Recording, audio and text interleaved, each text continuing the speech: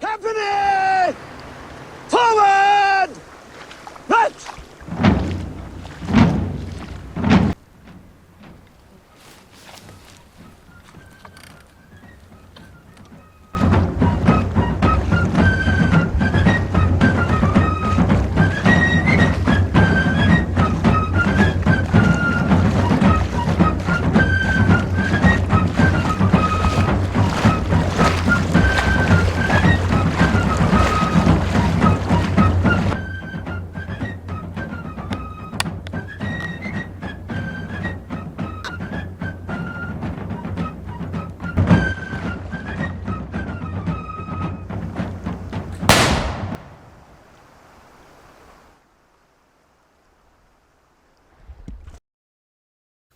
Well, hello everybody. Welcome back out here to Woodhenge, our range. And today, seeing as how we're getting really close to Independence Day, got something pretty special. You guys may or may not have already seen this old girl. This is the old long land pattern Brown Bess musket. This was the first flintlock we ever had on this channel. We've had it for a little over a year now, and it's starting to show a little bit of age. It's been shot a lot, but let me go ahead and pop a shot off here right quick and see if I can ring that steel gong that we've had out here ever since we've had this musket.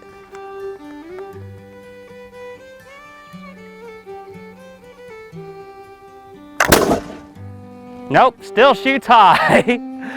However, there is something about shooting this Brown Bess that brings back a lot of happy memories for me. Let's do a little more talking about her.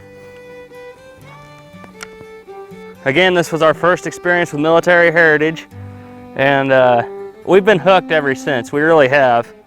This is just a really fun gun to shoot. A lot of history with the long land pattern. Oh, there's a red coat.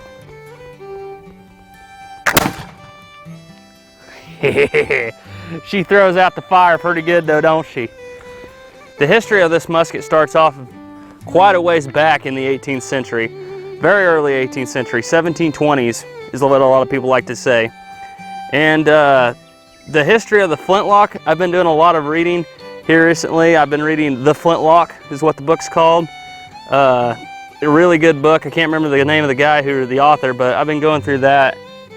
He's been talking about where the flintlock originated from, and he goes back clear back into the times of the snap haunts and the matchlock and the wheel lock. But according to the author of this book, and I'll put his name right here, he said that the flintlock as we know it today was invented by the French in the very last part of the 1690s. And that became the fusil that we showed on here on the channel, the fusil de chasse, the fusil de trait, the fusil fin, the fusil ordinaire, all that line of muskets, all were the very first like real flintlocks. But the British were still using the dog lock mechanism until they came out with this beauty right here in the 1720s. Now, it wasn't called the Brown Bess. It wasn't even actually called the long land pattern. It was just called the land pattern. The reason being is because the British adopted two different kinds of muskets, the sea pattern and the land pattern. Pretty simple. They were starting to have issues with this musket right off the bat, and I actually own an original that's been converted to percussion cap that has this problem of very early long land patterns having 75 caliber all the way up to 80 caliber bores. And they had to fix this because that was actually something that they had mentioned that all the officers, their job was to make sure that the ammunition, the ball, would actually fit the musket correctly. These things really made a name for themselves at the Battle of Culloden Moor in Scotland when the British got online with these things, and when the Jacobites charged down the hill, they just took aim and they essentially slaughtered them with these long land patterns. These would have been used in the French and Indian War, but at this time in the French and Indian War, they would start to realize that these are a little unwieldy, because I mean, when you look at this thing, and I'm 5'7", this thing is about 5'5". Like, this thing is almost as tall as I am. And that's really kind of unwieldy on the North American, in the woods, you know, in the trees. You're banging around with this thing. Matter of fact, there's stories, I believe it was this one right here, this same variant, that Robert Rogers had taken and cut it down so it was more maneuverable to get around in the trees. However, the British military decided that they weren't just going to throw these things away, so they went and they took them and they gave them to their grenadiers. Now, a lot of people ask, why would you give the grenadiers the obsolete musket? Well, it's because grenadiers were like the, I don't want to say special forces, they were like the, almost like modern day rangers. They were the elite infantry, okay? They were picked out as the biggest, strongest, tallest, longest arms because A, you're carrying a lot of grenades, which is heavy, and B, you need to be able to run up to a position and throw a big old heavy grenade super far. So the British military gave them the long land patterns because they figured them being taller and stronger, they could handle the musket better. Not only that, a longer gun also at this time frame makes a longer spear. So we don't have a bayonet for this one yet, but we plan on getting one, and we'll talk about that a little bit. All right, let's go ahead and reload the old girl. Got some paper cartridges here. And you probably can't tell from back there, but I have not tied the ends of these paper cartridges. The British didn't do that, so I didn't do it. First things first is we're going to go ahead and we're going to bite off this tail.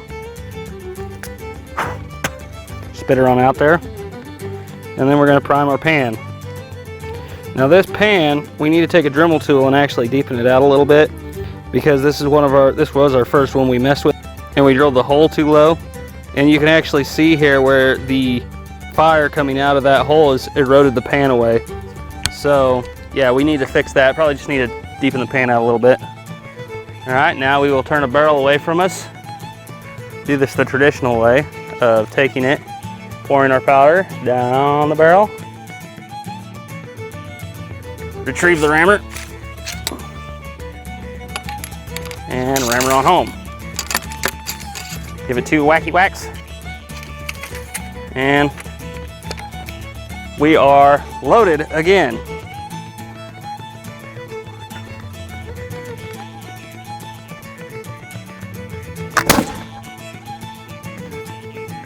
Oh, this thing's a lot of fun to shoot. A lot of fun to shoot. But I will admit, I'm not a very good shot with this one. I could be ringing steel with a Charleville all day long, but for some reason, and I think it has something to do with the bayonet lug on this one, I can't hit anything with it. So we got a Rockstar bottle down there, or a can I should say. Little story behind that can, when we did our first 4th of July shoot with this very musket, it was one of the ones that survived out here. So that can is about 2 years old. It was expired then, and it somehow survived. Well, I've done a little more flintlock shooting since then, and hopefully here at about 10 yards I should be able to hit it if the gun goes off. You know, there's always that chance, but let's see here if I can't end his career of evading this Brown Bess.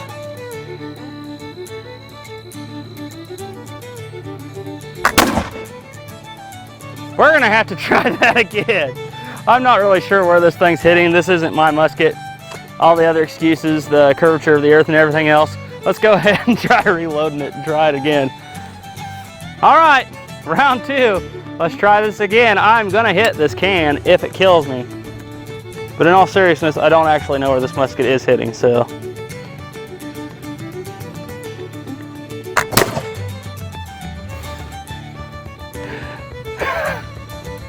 That's just sad.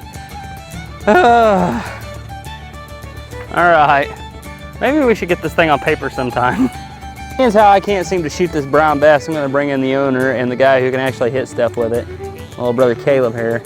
Let's see if he can hit this can.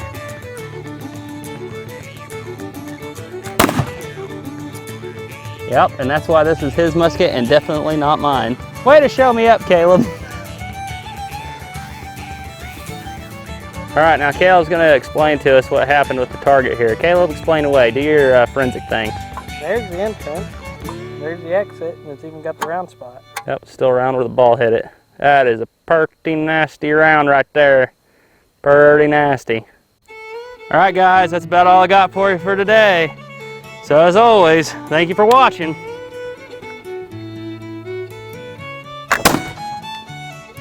And keep your powder dry. See you next time.